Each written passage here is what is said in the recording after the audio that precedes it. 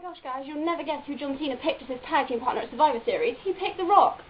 Such a shock. Not, because they'd announced it, like, ages before Survivor Series that, The Rock was going to tag with John Cena. And then at Vengeance, they put up a thing saying, The Rock returns to action at Survivor Series. So that was such a letdown. That was a weird way to start my video, but I just thought, how could anyone have not, guessed that it was going to be The Rock before, John Cena said it? It was, like, so obvious. I mean, way to go, WWE. They could have made that as a really big surprise, that, they announced it, like, way beforehand that he was going to be tagging with Cena. And then they announced that he was returning at Survivor Series, like, on the show before.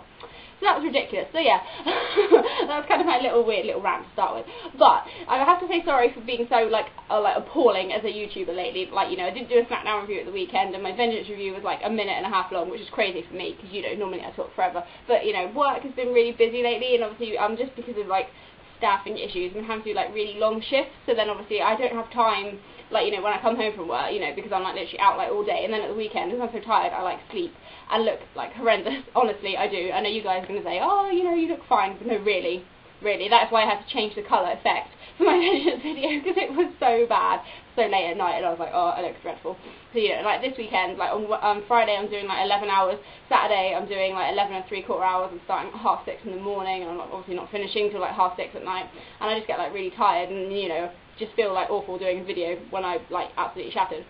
So I'm really sorry that I've been appalling lately. I'll try and make it up to you today, obviously, by doing a decent Vengeance and Raw review, and I'll try my best to do a SmackDown review at the weekend. I'll push myself to do it. I don't think I've got any plans on Sunday, except for making fudge. Yay! So yeah, anyway, I'm going to stop rambling. No, so obviously going on from my Vengeance review, because I'm going to talk about Vengeance before I talk about Raw. Obviously, you know that I liked the show, and it obviously surpassed my expectations. Obviously, the main point that, most people were talking about is obviously the Mark Henry and Big Show bit. But, before that, I want to say the undercard was really good. The first two matches, I'll just go for it like I normally do. Obviously, the tag team match, Jack Swagger and Dolph Ziggler versus Air Boom, surprised me, because, before I've been saying that I'm not really that keen on Dolph and Swagger as a team, and I, haven't really been enjoying them working together. I have to say, this first match I thought was honestly really good. Sorry, I know you Vengeance was a few days ago, and you've probably all seen hundreds of Vengeance reviews, but, I'm doing my part of making up for it, so I'm going to talk about it, so you just have to listen to another one. No, I really liked the tag team match. I thought the guys worked really well, and I was actually really into it. Obviously, because when you start watching a show that you think is going to be rubbish, I was thinking, oh, I'm probably going to have to fast forward the first two matches. But this one really caught my attention, and I thought it was obviously really good. There's obviously lots of false finishes. Well, not false finishes, but they went for their finishing moves, and it didn't work out. But then at the end, Kofi obviously hit the SOS on Ziggler, so he thought he was going to win there. And he goes for the Trouble in Paradise, but Jack Swagger catches his ankle, puts the ankle lock in, but Evan Ball makes a save. And then he actually does, Kofi does hit the Trouble in Paradise, and Evan hits the Airborne for the win, so they're still the tag team champions. So I was fine with that. Obviously, I was kind of pleased, obviously, that they didn't give the titles to Ziggler and Swagger. But I thought it was a really good match, and obviously I'm liking, because it's still weird getting used to Kofi and Evan's tag team music, because I didn't mention it on my last one. I completely forgot. They've actually got their own proper music now, and it's just really weird. I'm so used to Kofi's kind of music that, yeah, it's taking some getting used to, but it's good that they're actually really trying to make them into a proper tag team now, so that's cool. And obviously the second match was Dolph Ziggler versus Zack Ryder. Surely in any other normal circumstance they wouldn't put, Dolph in his second match straight following, they do it later on, but whatever, wasn't going to complain. Obviously, I've been really liking Zack Ryder lately. And I didn't think he was going to win this one. Obviously he didn't, but it was close anyway. Obviously Air Boom are on the outside for some reason. They stay. I suppose it's because Jack Swagger and Vicky are on there with Ziggler. So, but they get kicked out because they throw Ziggler back in the ring, which surely would normally be a disqualification if they put their hands on if someone else put their hands on one of the people in the match. But whatever. So they get kicked out. So Swagger does try to interfere, and then so you think, oh no, and then Ryder, there's too many Z's, Ziggler, Zack, blah. I'm getting really confused. So he goes to the zigzag, but Zack obviously does manage to counter it, so you think, oh, he's actually going to win. But then Dolph hits this really nice super kick. I don't think I've ever seen him use that as a finishing move before, but that was a really nice kick. So obviously Ziggler still won. So, that was fine. That was two really kind of good opening matches, really, because normally, I think it's the last pay-per-view they opened with Christian and Sheamus, and it was a bit bleh. But, even though these guys are, a lot lower in the card compared to, Sheamus and Christian, it was much better. Obviously, then we had the Divas match, which was Beth Phoenix versus Eve, and, I was just pleased, because Kelly wasn't involved. So, obviously, Kelly and Natalia were banned from ringside because of something that happened earlier on. The crowd was quite dead in it though, which I felt sorry for them because, you know, they actually were, it was like a half, you know, fairly decent match for a Divas match to be honest, but the crowd were just like dead, I suppose, you know, because normally they're like used to like doing Kelly. And Eve's new music is weird, I don't like it. And not that I really liked her original music, but this one is really strange. I can't remember if she had this at the pay-per-view or it was on Raw, but whatever, you know, so it just didn't suit her. But honestly, there was one point, obviously, I think it was when Beth was going for like the Glam Slam, and you kind of counted it like into like a, I can't think what the word is. You know, the pinfall. You know, I'm so terrible with my knowledge of like what moves are called. You know, and then she did that, and I was like, oh no, Eve's gonna win. But Beth kicked out, so that was like, you know, crazy. But then Eve goes for the moonsault, but it gets counted. And Beth does hit the Glam Slam for the win. I think the Glam Slam went a bit wrong. It looks kind of like wonky. She's supposed to go straight down, but Eve's body kind of was like to the side. But whatever. So Beth's still champion, so I'm fine with that. So, you know, first 3 matches, enjoyed, good results, couldn't complain about it. Then it was Christian versus Sheamus, and I don't know what it is, but when these two wrestle, I just can't get into it. A lot of people were like, oh, it's a really good match, but I just couldn't get into it. Is this actually even filming? Okay, it is filming, that's fine. For some reason I thought the camera wasn't filming. Weird. But I just can't get into their matches, you know, it's just, I don't know, maybe because we've seen it like quite a lot recently, and I'm just kind of fed up with it, you know, because I like Christian as a wrestler, and I like Sheamus as a wrestler, but for some reason, when the two of them fight each other, I just get really bored, and I'm kind of rambling, but you know, so, but this one thing I have to say is obviously, you know, we'll never get sick of Sheamus hitting the bro kick, because, you know, just how he, like, you know, hits it, like, out of nowhere sometimes, it's awesome. Obviously, Christian went for the spear, but Sheamus just went, boom, and kicked him in the face, and won, so, you know, that was fine, couldn't complain about that either. Hopefully those two will stop facing each other now, because, you know, there's 2 pay-per-views in a row, they've been fighting, and it's getting a bit dull. So then we had Miz and R-Truth versus CM Punk and Triple H. This one, obviously, beforehand I was interested in, but, you know, I wasn't, the match to start with was a bit kind of, like, slow going. But, you know, it wasn't too bad. But then it got all at the end, obviously, as per normal, something happened. So Kevin Nash comes through the crowd and punches, like, Triple H, and it's like, oh no, Kevin Nash is back on TV again. But then Punk is obviously in the ring because obviously Nash has taken out Triple H, so Punk's obviously in the ring with Miz and Truth, and he goes for the GTS, but they counter it into Little Jimmy's Finale. When has it ever been called Little Jimmy's Finale? Is that the first time that they've called it that? But it looked really sloppy and horrible, and they should never do that move together again. So they win the match, which is like annoying, and then after the match Kevin Nash attacks Triple H and hits a jackknife powerbomb on him in the ring, which he lands really awkwardly on his neck, which doesn't look so good, and then Kevin Nash leaves, so it's like, oh, is it raining? Yeah, that's weird rain. Anyway, so, yes, Kevin Nash is back in our lives. Let's just hope he doesn't have to do too many promos, because it's annoying.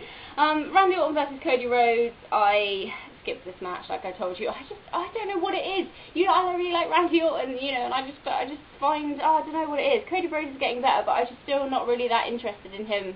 The way he wrestles, I don't know, it just depends who he's against really, but I just don't know, weird. Me skipping a Randy Orton match, that's a crime. But I did. But Randy Orton wins with the RKO, which I thought was a bit weird. I would have thought Cody would have won to kind of get some momentum in this feud.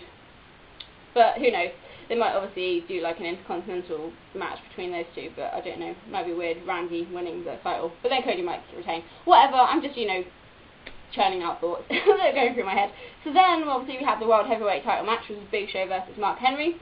So, just to start with this match, I was thinking, oh, this is so boring. I texted like Liam before this. I was like, help, Mark Henry versus Big Show, and he was like, oh, I feel sorry for you, and I was like, yeah, I know, it's bad. So, you know, it's fine, you know, I was being good, because I was trying to, obviously, you know, I tried to diet. But there was a bag of minstrels on my, like, you know, next to my sofa. And I was so bored that I opened the chocolate.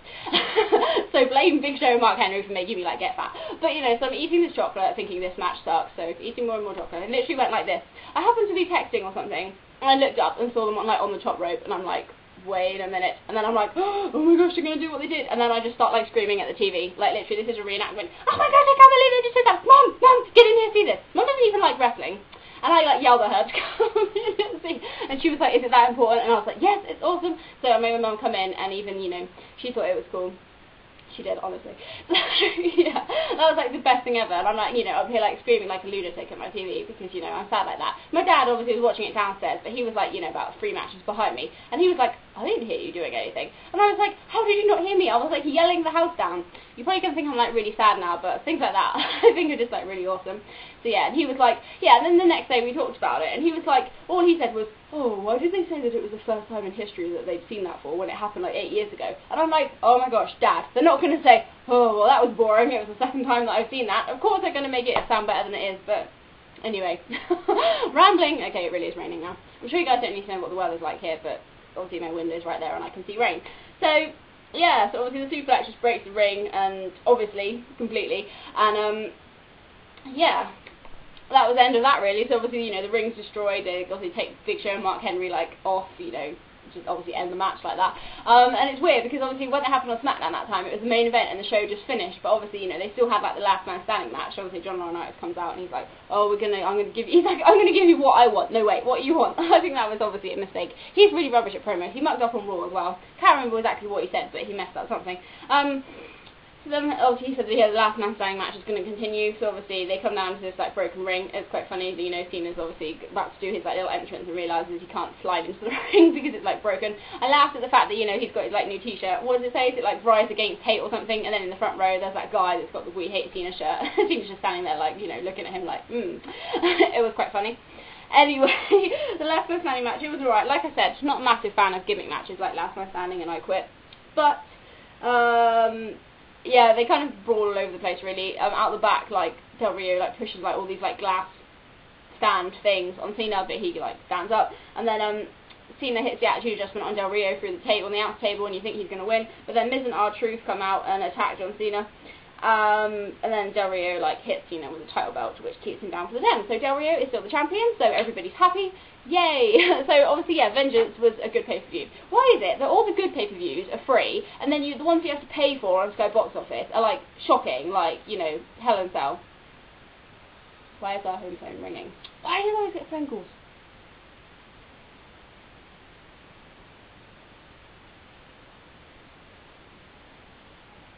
Okay, I don't think it's for me. My mum's, like, talking and sounding interested, like, oh, right, yes. Right, so we come on to Raw. And, you know, you think, okay, so they're obviously going to do this whole thing with Kevin Nash and, like, what happened at pay-per-view. So Triple H comes out and he says, Kevin Nash chose money over his friendship and that Kevin Nash broke his heart. Oh, let's all feel sorry. The whole crowd are like, oh, when he says that. So corny hearing Triple H or something like that. But he tells Nash to get out here and fight him. Laurinaitis tries to stop Triple H, but Triple H tells him to, you know, find Nash, you know, because he still has to answer to Triple H, even though he's a GM. Triple H is still in charge. So he tells him to find him and bring him back. But then Triple H is walking up the ramp and Kevin Nash comes out and hits him in the back with a sledgehammer, which is weird because, like, Triple H is, like, lying on the floor like he's dead. And I'm not being funny. But how many times has, like, Triple H hit people with a sledgehammer and they haven't, you know, just, like, lied there like they're dead? And I really don't know why, but I really hate it when people, like, have, like, foamy spit hanging out of their mouth. That makes me feel ill. I really do not like it. So, and at the end, John Cena, when he says something, he, like, a load of spit comes out of his mouth as well, and it's like, ew. I don't know, I'm weird. I can handle, like, you know, all blood and stuff, you know, on films and on wrestling, but when people have, like, spit and things hanging out of their mouth, it really grosses me out. So obviously, you know, like, the first 20 minutes of Raw was weird. There was, like, no wrestling. It was all to do with, like, that Triple H thing, because then obviously then they put him on a stretcher and wheel him out the back. Then Kevin Nash is there and makes all the ambulance men go away, and then stands Triple H up while he's, like, strapped to, like, the board thing, and then hits him in the side of the head with the sledgehammer, and it's like, okay. Weird, but, you know, so obviously this is going to be some kind of long-run thing. I just hope this doesn't lead to a Triple H versus Kevin Nash match, because that could be quite appalling. So anyway, tag team match, Randy Orton and Sheamus faced Cody Rhodes and Christian. This match was better. I preferred, see, I can watch this one. I can watch tag matches on Raw, but when they face each other in singles competition on pay-per-view, I just found it boring. But anyway, so Orton's in the ring for a while. He's getting beaten down by Christian and Cody. He manages to tag Sheamus in, but Cody hits a beautiful disaster kick on Sheamus, and Christian hits a spear on him, but that only gets a 2 count. And then he completely botches up the bro kick on Cody, you know, like, he was supposed to, because Cody kind of, I think he was, like, jumping off the rope or something, and, obviously, Sheamus was meant to, like, bro kick him, but he only, like, caught his leg. The commentators tried to, like, make out that, you know, that was supposed to happen, but it looked terrible, so then Sheamus just, you know, went for, like, the Celtic Cross powerbomb for the win. I expect it was supposed to finish after the bro kick, so that was a terrible botch. But never mind, so Sheamus gets the win, so yeah, you know, they keep giving Sheamus loads of wins, so they're obviously building him up to, you know, hopefully face Mark Henry again for the title. Santino Marella versus Dolph Ziggler. Ziggler wins with the zigzag. And then obviously they're beating down on him after the match, and Mason Ryan makes a save. He's just so slow. He is like Batista. He, like, literally limps when he's running through the ring, and it's really weird. But, you know, I'm not buying into him yet. But obviously, you know, the crowd seems to cheer him quite a bit, but I'm just like, hasn't done anything impressive yet. Alberto Del Rio comes out to do his, like, victory speech or whatever, and says that, I can't exactly remember what he says, but you know, basically saying, you know, it's finished with Cena now. So CM Punk comes out and says that, you know, he's beaten Del Rio before and he hasn't actually had his rematch from when Del Rio took the title off him, but Del Rio says Punk isn't worth his title shot and he's a loser, and that, you know, he's at the back of the line. Laurinaitis comes out and says Punk can have a title shot if he respects him, which is really weird. You know, why would you just come out and say, oh, I'll give you a title shot if you say you respect me? But obviously Punk, you know, doesn't do that. Starts having a go like on Laurinaitis, which is quite funny. I didn't write down any of his quotes just because, you know, I was listening to it and, you know, not writing at the same time. But then Laurinaitis says, you know, that because he hasn't respected him properly, he's not going to give him a title shot. But then Punk attacks Del Rio and hits the go sleep on Ricardo and says, oh, you know, you're going to give me a title shot now. And obviously Del Rio is kind of like furious. So that's that. Natalia faced Alicia Fox, and Alicia Fox won. I was like, you what? That is ridiculous. So then John Morrison faced Wade Barrett. Wade Barrett wins with the Wasteland. I don't really know what they're doing with Wade at the moment. He's not really in any kind of proper like feud or anything. He's just there. But you know, Michael Cole then gets up and shows pictures of like JR, which is obviously a Photoshop and it's a bit lame. He challenges JR next week to the Michael Cole challenge and says that if JR wins, then he will quit. So you know, we'll see what happens with that. I don't know what they're going to do, to be honest. Because obviously, can't really imagine Michael Cole quitting, whether that's just Raw, maybe he'll just stay on SmackDown, but obviously with the JR's coming back, I really have no idea what's going on there, so that's probably going to be lame, but you know, we'll see. Obviously then it was supposed to be Miz and R-Truth against John Cena and Zack Ryder, but Miz and R-Truth take out Zack before the match, so obviously it's a handicap match. R-Truth hits Cena in the head with the water bottle, which gets him disqualified, and they get the chairs. They're going to obviously attack Cena with the chairs, but Laurinaitis comes out and tells Miz and Truth to get out. He says he has enough of them. So obviously they're like, what? You know, because obviously you think that they're kind of on the same side, but whether Laurinaitis is just kind of making it seem like he's not the one that's been leading the conspiracy, but who knows. Tells them to get out, and he tells Cena, or he says that, you know, they're going to have like a proper tag team match at, like, you know, Survivor Series, and then Cena can pick a partner. So of course this is when Cena makes his amazing surprise, shocking announcement that it's going to be The Rock. And everybody knew that already, so, you know, it wasn't really that amazing. But, you know, that should be a good match. And obviously, you know, don't get me wrong, I'm really looking forward to The Rock coming back, just because The Rock is awesome. Obviously, he hasn't wrestled properly for ages, so hopefully he's not too, you know, rusty, as they say. But, you know, I'm sure it'll be fine. But they just could have made that so much better if they hadn't announced months before that, you know, Rock and Cena were going to be tagging together. And if they hadn't have announced it on, you know, the Vengeance, so The Rock would be back in action at Survivor Series. It's just ridiculous. So anyway, that was my, you know, proper Vengeance and Raw review. Okay, I've only got like 3 minutes left of like filming time, so that was actually quite good timing.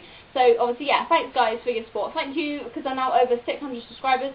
So obviously, yeah, I was gonna say, like, at some point with it, my videos that I'm planning to do within the next month, obviously, you know, normal pay-per-view, like Survivor Series review, Raw, SmackDown. Obviously, I'm gonna do, because I said once I got to 600, I'd do the WrestleMania 17 review, because obviously you guys, last time I said the pick between WrestleMania 17 and question and answer. So then obviously most people pick Q&A, so I said I'd do this one when I got to 600, because a few of you wanted to see that. So I will do that at some point. Don't ask me when. I will do it at some point in November. And also I will be doing question and answer number 3, because obviously you guys seem to like them, and obviously some of you already sent in questions already. So just keep sending them in. I'll decide on a date. Obviously it'll be sometime within November. I do have time off at the very end of November, so I might do it then, but obviously I'll try and do it before, just because obviously I did my last one right at the start of October. So yeah, that is that really. Lots of talking. But no, I'm so sorry, like I said, for not doing many reviews lately, but you know, I'll try and boost up my number of videos and get back into the normal swing of things. So thanks guys for watching, and I will see you all next time. Bye!